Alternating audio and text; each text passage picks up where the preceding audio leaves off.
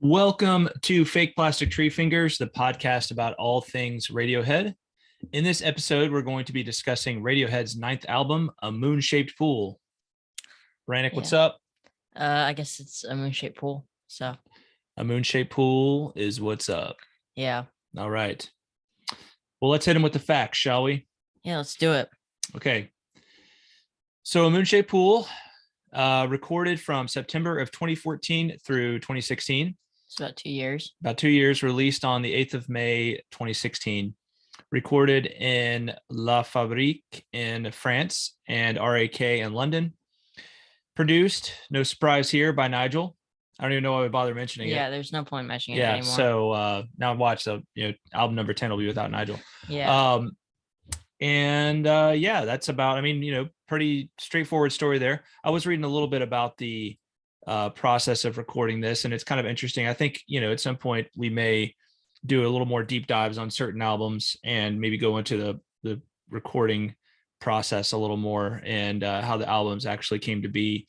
There's definitely a few albums where that could be a pretty interesting little exploration there. But yeah. So, but it sounds like they basically worked on this for about 2 years. Interestingly, they recorded a couple of the songs on here, Identikit and Full Stop, and they recorded early versions of them in 2012, I believe, here in Nashville, the town where we live. So at the Third Man Records, the Jack White owned record store here in town, but they didn't like those versions, so they threw them away. So, wow. Or maybe maybe we'll hear them at some point in the future. But, maybe that'll be interesting. Anyway, so yeah, but this is the album, I think, where Radiohead were the kind of the elder statesmen of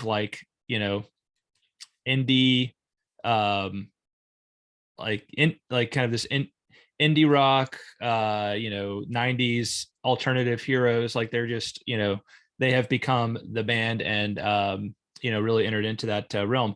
Mm-hmm. Before we dive into our own personal background and memories of this record, hit us with a like, hit us in the comments, hit that subscribe button. Yeah, all right? Tell us your thoughts on this album. It's definitely an interesting one. Want to hear what you think. All right.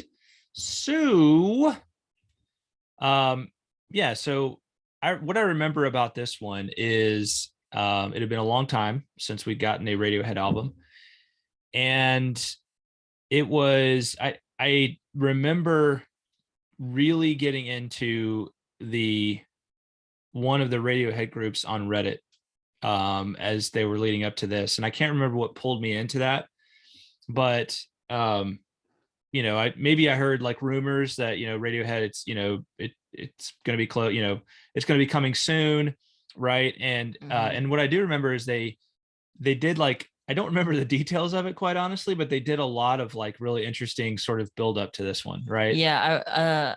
Didn't they before the release of Burn the Witch, didn't they send a bunch of fans like postcards that said "We know where you live" on them? Yeah, I think that was part of it. I think they took down their website for they completely scrapped their website for like a day or two. And did this kind of like weird sort of like animation where it was almost like counting down to something, but it wasn't like a countdown. It was like, almost like the sun coming up or something like that. So I just have these very vague memories, but just remember feeling a lot of excitement because I was spending a lot of time on that Reddit group. Just lit, and we were all speculating about what was going to be on there. Of course, everybody was like, "Oh, please let Lift be on there finally!" We need Lift, and Radiohead was like, not yet. No. So, and then the album, of course, came.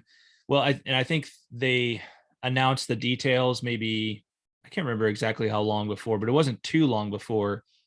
So you see that track list, and it's like, okay, you're looking over it, and it's like track 1, track 2. I don't recognize. Everybody was pretty certain Burn the Witch was going to be on there. That was one thing. And that was a song that some people had known, at least knew the title of. It was a title that had been around for a while. Yeah, it originated from, wasn't it Kid A Sessions? I think it did. I think it did. Yeah. And I don't think anybody had ever, I don't think they ever played it live. They may have played it live or like hinted at it or something like that. You know, there's certain songs that Radiohead has like put out certain lyrical snippets and it becomes, you know, and is it part of a song? Is it not? So anyway, I think I remember people being pretty certain that Burn the Witch was going to be on here and that maybe it was going to be a lead single. Um, but then you like go through and to me, that was not like a really like song that I was dying to hear. Like I never had much interest in that one for whatever reason. Um, and then, you know, you go through the list like 2, 3, 4, 5, like none of these titles, like I remember Full Stop and Identikit were songs they had played on tour and there were maybe some bootlegs of those around, but it was just like, you know, I'm still waiting for some of these songs from the OK Computer era that have never been released, right? And like Follow You Around. Yeah. And then it's like finally get to track 11. It's like True Love Waits. Awesome. Right. It was like very cool. So we finally are going to get True Love Waits. Was kind of surprising because you kind of thought after they put it out as a live recording on the I Might Be Wrong EP, that was like the final, like they were basically like, here's this song, like we couldn't figure out what to do with it, so we're just going to give it an acoustic version to you. But you know, it was cool to see it there, and it was like, all right, looking forward to hearing what this sounds like. So yeah, you know, I remember being pretty excited about it, listening to it. They put out a couple of videos they put out the Burn the Witch video, which is really interesting. They put out the Daydreaming video, very interesting as well. And it was like, okay, these are kind of cool songs. So looking forward to this record. And it came out, and you know, I remember enjoying it. And you know, I'll hold my current thoughts until the end when we share our current assessment of this album. But I remember the time, at least building up to the release of this album, pretty fondly, because it was like found a good group of Radiohead fans on the internet who were all really excited about it, and it was a lot of fun just to like speculate and kind of make jokes about it and everything like that. So anyway, Brannick, what were your initial reactions the first time you heard this record? Yeah, I mean, I don't really remember them that much, you know. All I really remember is just, you know, enjoying this one, you know, like I did with all their other ones. But yeah, nothing really I remember too much about my first listen through. So yeah. Okay. All right, so let's discuss the tracks, shall we? Yeah, let's go. Track 1, Burn the Witch. Yeah, well, the strings on the song are gorgeous. You know, they're some of my probably my favorite some of my favorite strings ever in a Radiohead song. And you know, it's great that it's a string-led song. And yeah, I mean, it's a really pretty song. It's very eerie, and mysterious, and yeah, I like it a lot. It's a pretty great track. Yeah, it really sets the tone with those strings for sure. Like the strings to me, like Johnny's arrangements and ability to like just throw in these like really interesting flourishes, and especially with the strings, really stand out on this album. Like I feel like almost every track, you know, there's something there's a lot to hear. Like this seems like it's a really great headphones album. There's a lot to hear on this record. Burn the Witch. This one, it's interesting. I feel like this is like the most upbeat song they've put out in a long time, and it's almost like it's the one that feels the most radio ready to me.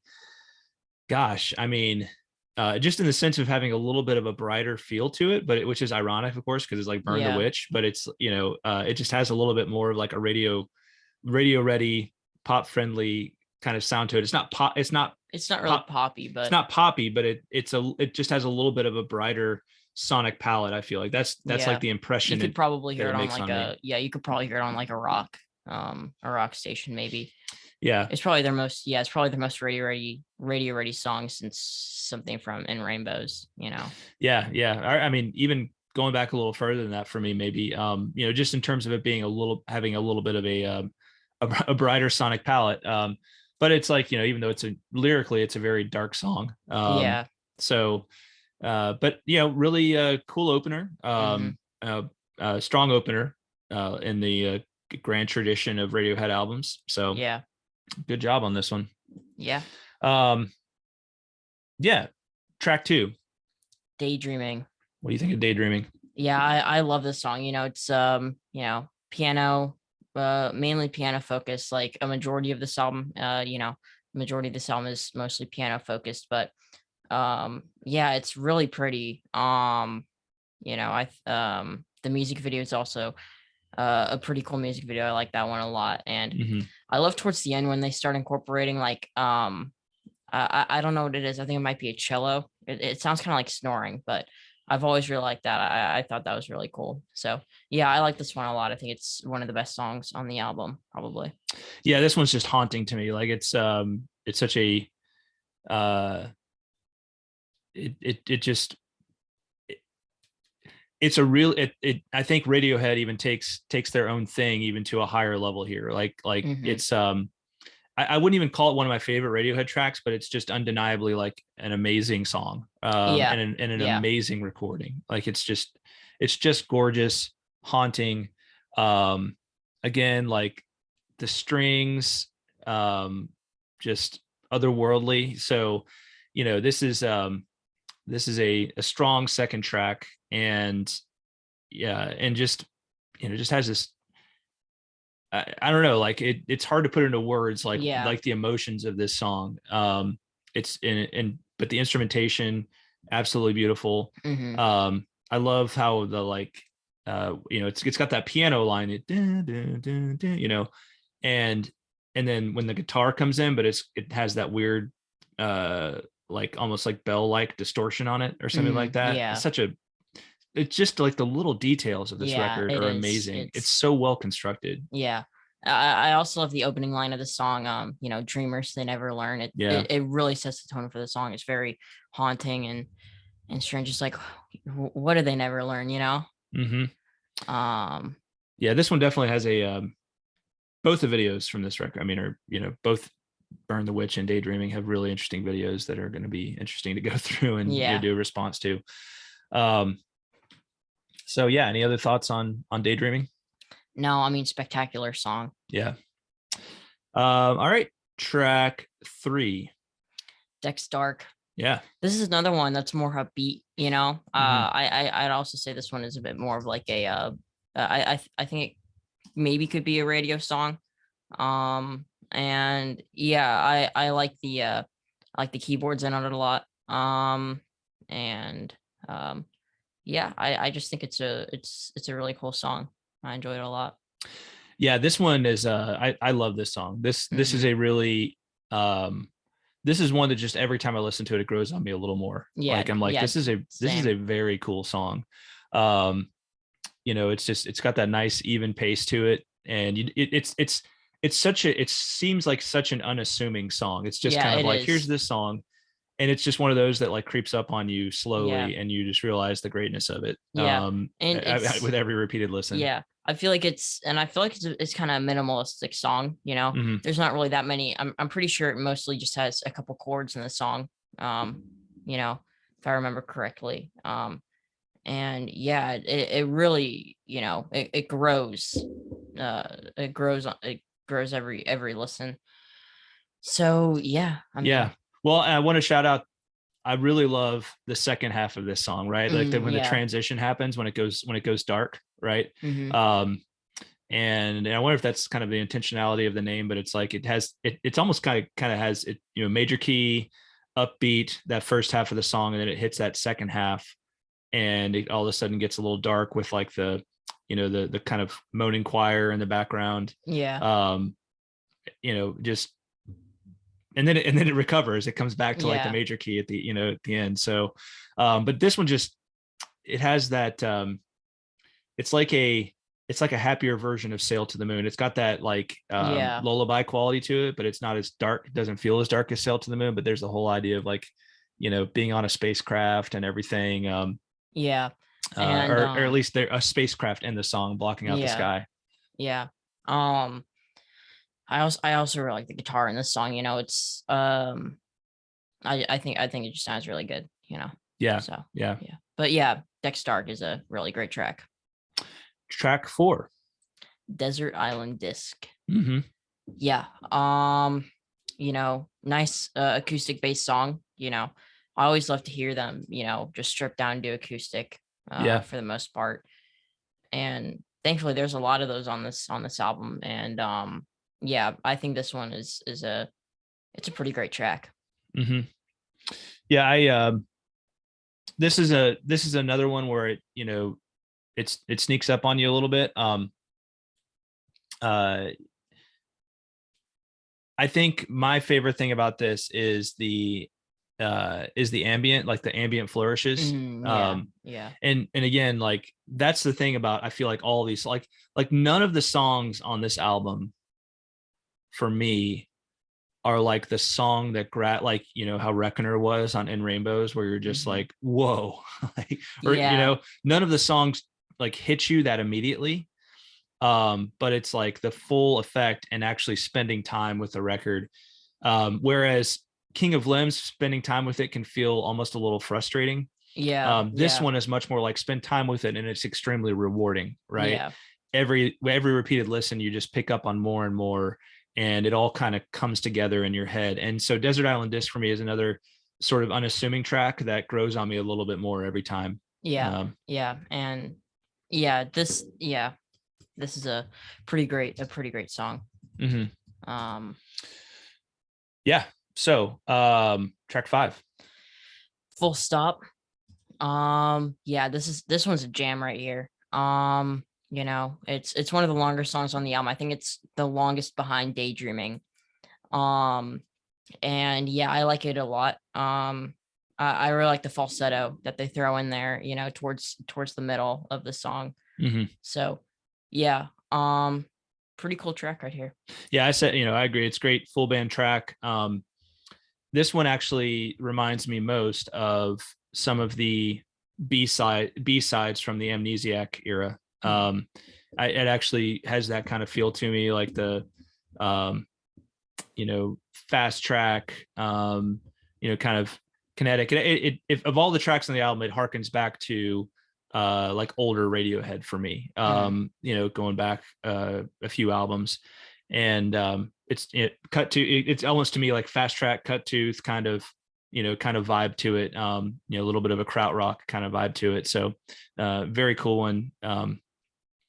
And just nice little change of pace after 3 songs that were a little more like evenly paced. This one Yeah, kind of rocks out a little bit. So yeah, but in a Radiohead way, right? yeah, yeah. So track 6. Glass Eyes. Yeah. Piano mostly. Mm-hmm. I feel like it's also pretty even paced. And I think it's really pretty. It's a pretty short song, but it doesn't need to be very long. I think it's very good in that like 3-minute span. Just to be kind of just a nice, piano song after Full Stop. So yeah, I think this one's really pretty. Mm-hmm. Yeah. So I think this one's, this one for me is like the Faust Arp Mm, of A Moon-Shaped Pool, right?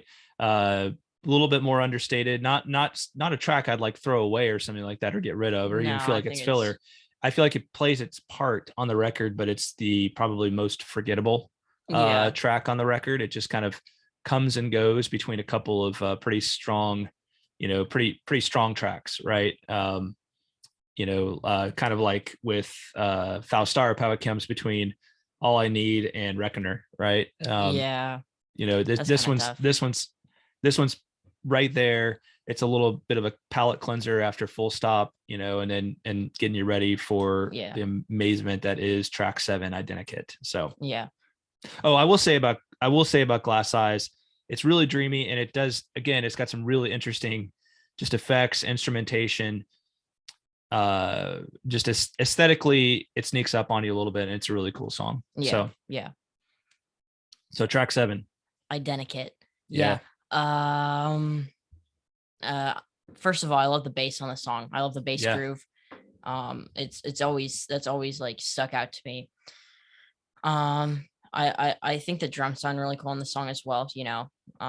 And I love that part after the chorus where he it kind of changes his pace and it's like he's like broken hearts make it rain. I I love know. that part. I know, that's such a cool part. Yeah. Yeah, this song is amazing. This song is so Yeah. good. Of course, it's where the album title comes from, lyrically.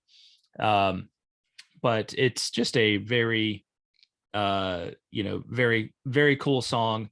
Like lots of fun parts to it. It's got the broken hearts make it rain part, which is just, not only is it cool when they transition into that, but then like it does the weird space choir thing with that, and after it's just Tom.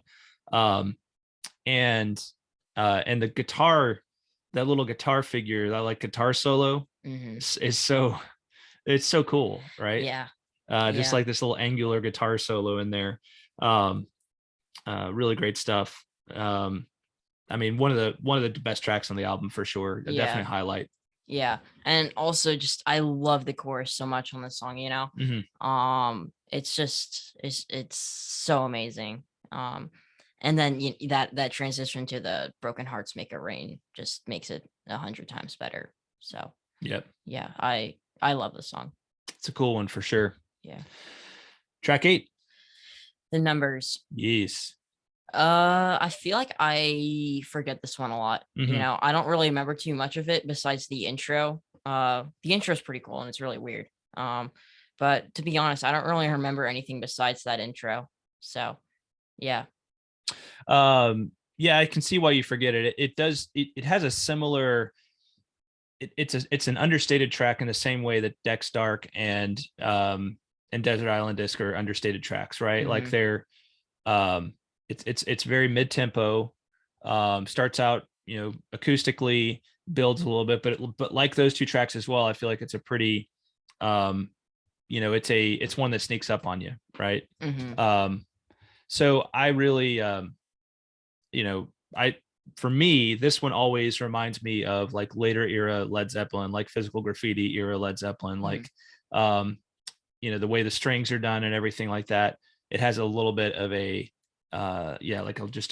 just a later era Led Zeppelin feel to me, with some of the stuff they did that was a little bit more even paced, instead of like the hard bluesy, not a hard bluesy rocker obviously, but like a just a little more like of their even paced acoustic stuff in that regard. So and it does have a little bit of a majestic feel too. It really builds to a little bit of a majestic feel in the middle of it. So it's definitely one I have to listen to a bit more. It's an interesting song for sure. So number 9, track 9.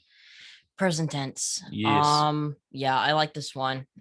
It's another more acoustic led one. And I like the drum shuffle beat on the toms. I think that sounds I like that beat a lot. And the acoustic guitar sounds really good. I like the progression a lot. And Tom's falsetto. I know. It's very good. I wrote down Tom's box on this one. Fantastic. Really, really excellent vocals. Maybe his best vocal track on the record. It's a just very pretty acoustic number, great guitar work. Really beautiful lyrics. This dance, it's like a weapon of self-defense against the present, right? I just and I think one of the things that I think there's just a very heavy, a lot of emotions on this record, that are just kind of folded into it and make it very deep on a lyrical level as well. And one of the things we didn't mention, but I think is worth mentioning, is that Tom had he and his I don't think his partner, his like partner, who is just essentially essentially his wife, like his common law wife, I guess you might say, for a long time, right? Rachel, I think they had split up in the middle of making this album, and then she had died of cancer, or if she didn't die of cancer, she was in the process of dying of cancer. So it's, I'm not really I don't really feel like it's my place to get into the the details of how all that transpired, and exactly what happened there, but I'm sure that came with a lot of emotions, just that whole process going through it. And I just, when I read those lyrics, I feel those emotions in there, just in You I'm Lost. Very, This one's almost kind of, when you think about it, when you let yourself think about it, it's almost kind of a tearjerker. It's It a is. really It's and it kind of sets you up. It sets you up for the final track. But they yeah. put a little palate cleanser in there between this one and the final one. So let's hit that palate cleanser, track 10. Yeah. Tinker Tailor, Soldier Sailor, Rich Man, Poor Man, Beggar Man, Thief. Well, yeah, I feel like this one's more interesting. I feel like I find this one more interesting than I like it. Mm-hmm. It's not really one of my favorites off the album, but yeah, I think it's got an interesting chord progression. It sounds kind of just it sounds very strange, and a little haunting. And it's a fine track, but it's not my favorite off the album.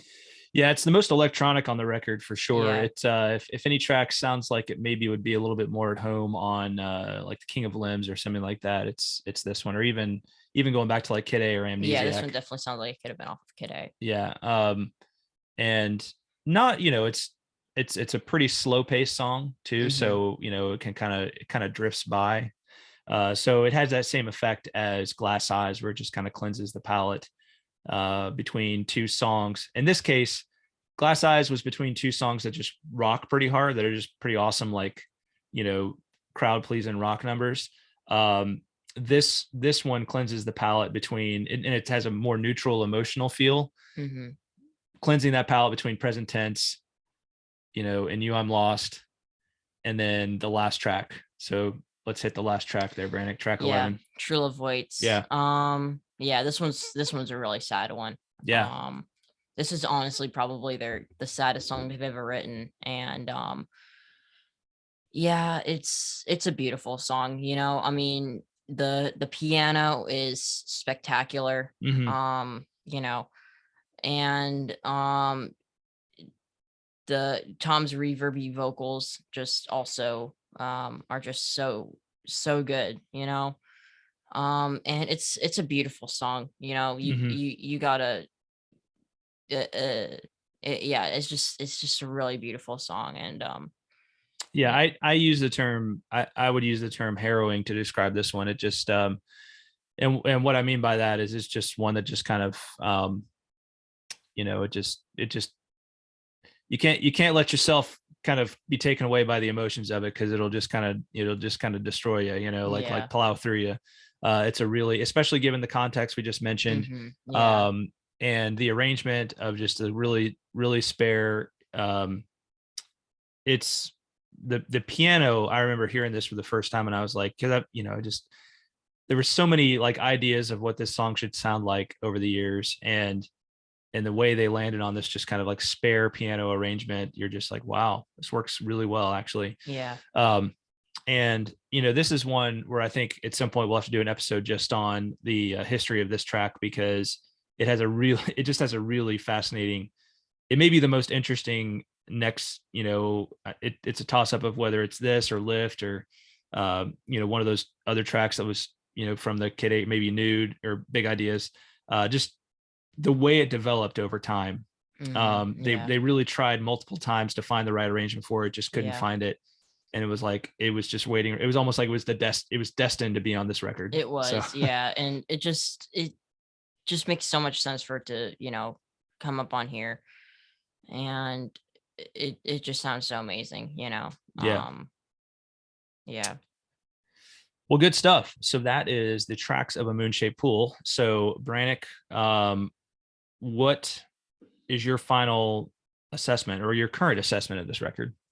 Yeah, I love this album. Mhm. It's gorgeous, and it's really heart-wrenching, but it just works so well, and it's very emotional.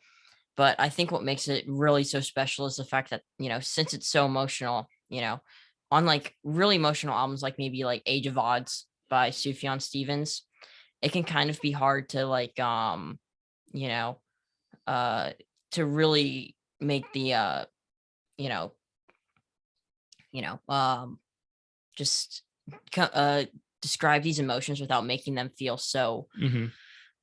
without making it feel almost unbearable Yeah. in these emotions, but they do a really great job, you know, Mhm. and, you know, so. Yeah, well, and I mean, it goes to some, you know, pretty dark places, for sure. You know, I just said that if this is if In Rainbows was their master's thesis, this is their PhD dissertation. This just feels Yeah. like the band has reached like, this just feels like the most like mature artistic statement from the band. Yeah. Of all the things they've done, they obviously have done a lot over the years at this point. Johnny is, you know, just a great, he's a really great composer at this point. Um, you know, Tom is Tom, right? And everybody Yeah. knows Tom is Tom.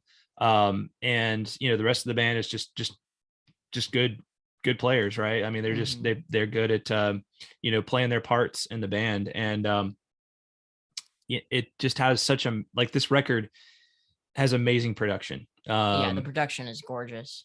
Arrangements, beautiful. Mhm. Again, like one of these, like this is a record that you can just put on headphones and you feel like you're going to hear something new every time. You're going to discover, you're going to go a little deeper with it every time. It feels sober, contemplative, mature, and utterly beautiful. And there's no filler here. It's just complete and a joy to listen to and to really think about. So, Yeah. you know, just this is, I hope this is, you know, just I hope we get 9 more albums from Radiohead, you know, Yeah. based on this one. Yeah, and I think we will get at least one more. You know, they've I said was gonna that. say, I don't know if we'll get 9 more. They'd have to pick up the pace if they were gonna do 9 more at this point, I Yeah, think. I think so, and I think I don't think we're gonna get that many more. I think we'll probably get one or two. Yeah. And some side projects. You know, the Smile is who knows when that's coming out. Mhm. Hopefully, we'll get a release date soon. But Yeah. Well, and you know, this is you know, we're gonna go back on season 2 and listen to you know, go through the B-sides and rarities for each era. And that's going to be a lot of fun. Yeah, There's not a lot for this era, but there are some, and you know, they're pretty interesting. So I'm really looking forward to that. And you know, and then we're gonna, on the next episode, last episode of season 1, we're gonna rank all of Radiohead's albums, right? We're each gonna do our own lists and discuss why we ranked them the way we did. So that's gonna be a lot of fun. But what do you all think about A Moon-Shaped Pool? favorite track on the record? Let us know in the comments below. Yeah. Like this video, please do. Subscribe to this channel, help us out there, and just, you know, share your thoughts on everything with regard to A Moon-Shaped Pool. Yeah. Below. Oh yeah, what do we got to do? We got to mention our favorite tracks, don't we? Yeah, go ahead, Brannick. You know, it's pretty hard. You know, Daydreaming and True Love Waits are all just are so beautiful. Dex Dark is very great, but Identikit. Identikit, cheers. Yeah, I just love that the bass, you know, that post chorus part and the chorus. It's just it's amazing. Yeah. Yeah, that is a good one. That is a good one for sure. Good choice. Mine will be Dex Dark. Nice. I really think Dex Dark is the sleeper great track on this album. So it's just a lot of interesting stuff going on there. And I think when it, you know, after Burn the Witch and Daydreaming kind of set, you know, this you know, Burn the Witch comes out pretty strong out of the gate. Daydreaming, you're like, wow. And then Dex Dark hits you, and it just sets the tone for the rest of the album in this way. It's like, pay attention because we're going to surprise you, you know? And it's just a cool track. So all right, well, like I said, let us know your favorite track in the comments below. Tell us what you think about Moon-Shaped Pool, and then like this video, subscribe to this channel if you haven't already. And that's it for this episode. We will talk to you next time. Yep. We'll be ranking all of their albums, which will be very hard. Yeah, it'd be a tough one. All right. Bye, everybody. See ya.